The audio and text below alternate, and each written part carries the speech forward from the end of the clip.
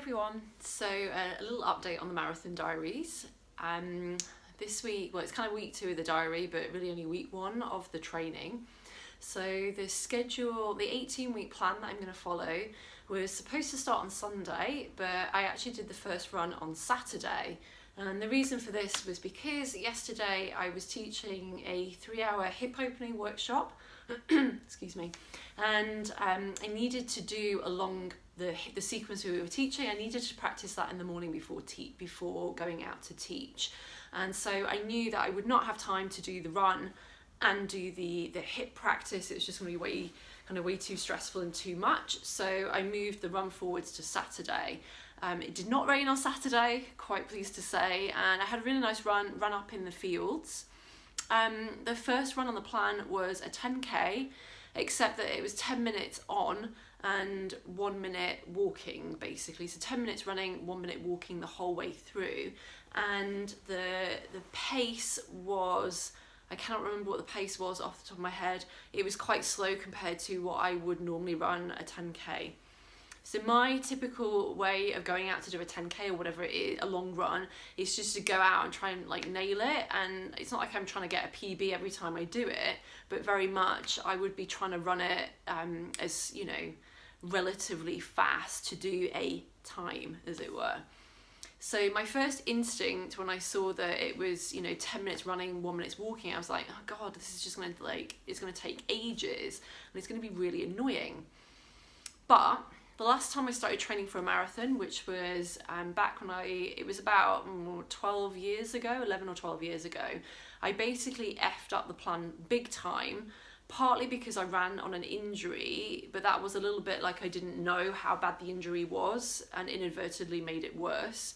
But part and parcel of me doing that was the very fact that when I started, probably very similar to the training plan that I'm following now, I point blank refused to run the longer runs at a slower pace, and I absolutely was having none of the 10 minutes running and 1 minute walking malarkey. And this did not serve me because I had a fall and I fell quite badly onto my left knee. I didn't fall when I was running. It was nothing to do with running, and actually, just in brackets, nothing to do with drinking or alcohol either, just for the record. And I badly bruised the left side of my body, and I strained through the left side of my ribs. Actually had to get my intercostal muscles kind of pop back in between my ribs because I splayed so badly that they popped out. And I obviously snapped my left knee back and didn't realise at the time what I'd done and kept training on it, and then my knee started niggling, and then obviously I was pushing too much on all of my runs and kind of finished off the job, as it were, in terms of having an ACL tear, partial tear I had. Anyway, so that was then. So older, wiser this time. So although part of me on Saturday felt quite resistant to running a 10k and doing 10 minutes running, 1 minute walking the whole way through, I just decided that, I have to trust the plan, and I needed to just, suck it up, go out and see what was what, basically. And it was actually a really enjoyable run.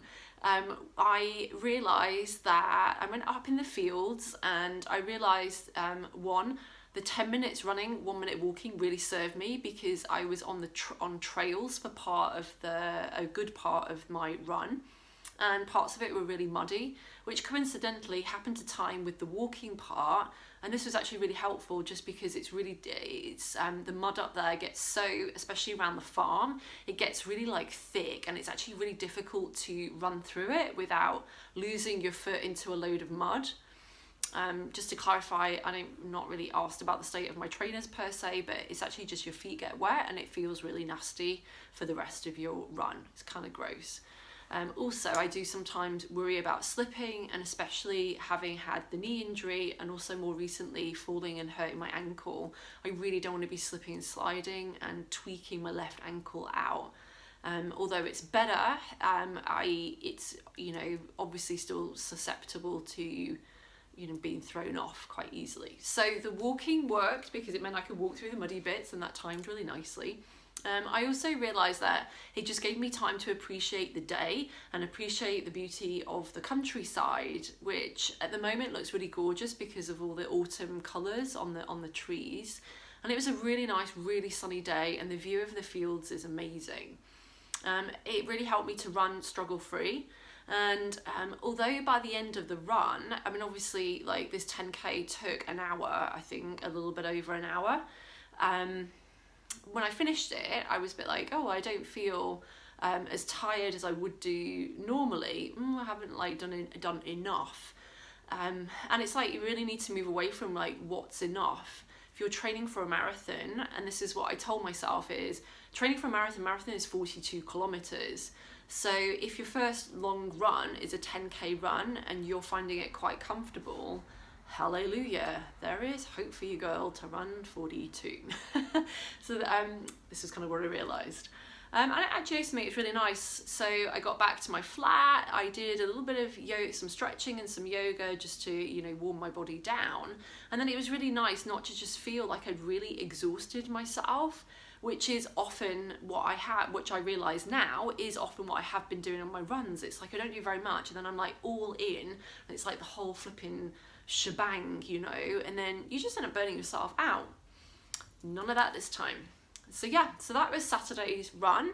And then yesterday I didn't run because I was teaching the workshop and practicing that sequence. And then this morning I was due to do a 6K run, and it was just like an easy run. But I have this like 1 week free pass at the gym. So I decided to just take advantage of that. I could have run outside, and to be honest with you, I did 6K on the treadmill and it was kind of a bit sucky, to be honest with you. How I used to run for like 2 hours on a treadmill, I've literally got no flipping idea. This morning, it was all right. I felt like it was quite boring.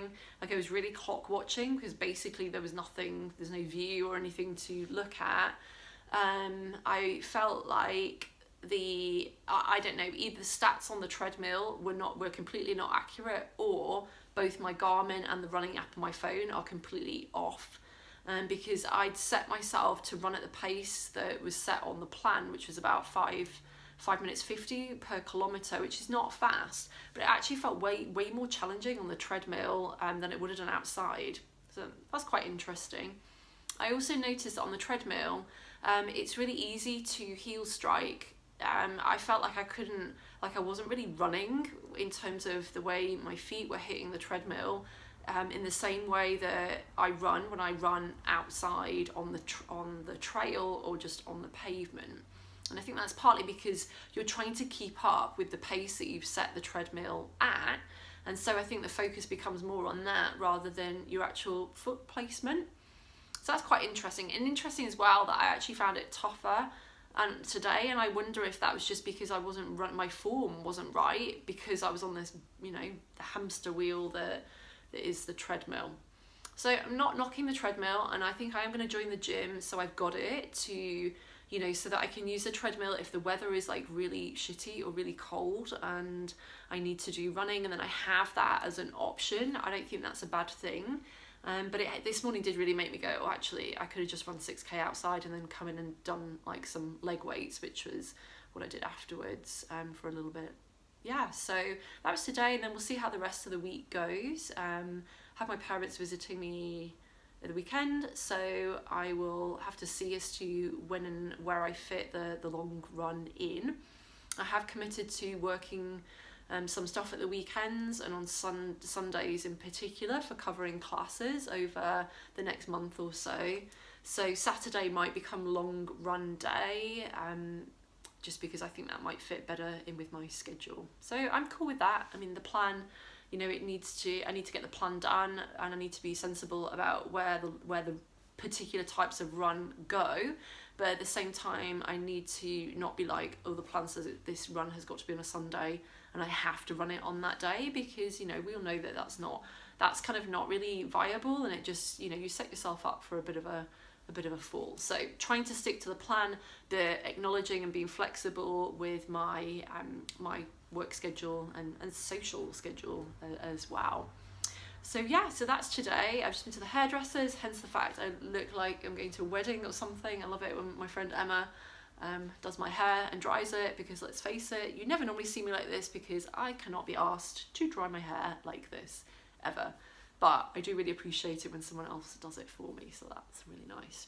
So yeah, I'm off to teach in Cambridge now, and I will update you next weekend as to how the rest of the week went and how my second long run went. So this is the update for week 2 of my marathon diaries, and if you want to follow me on Instagram, you can find me on Rosalind_running yogi, or on Facebook Rosalind Forest Yoga. So for more running and yoga info and what I'm teaching, what I'm up to, you can follow me on there. Thanks for tuning in, and I will speak to you, and maybe for some of you, see you soon. Bye bye.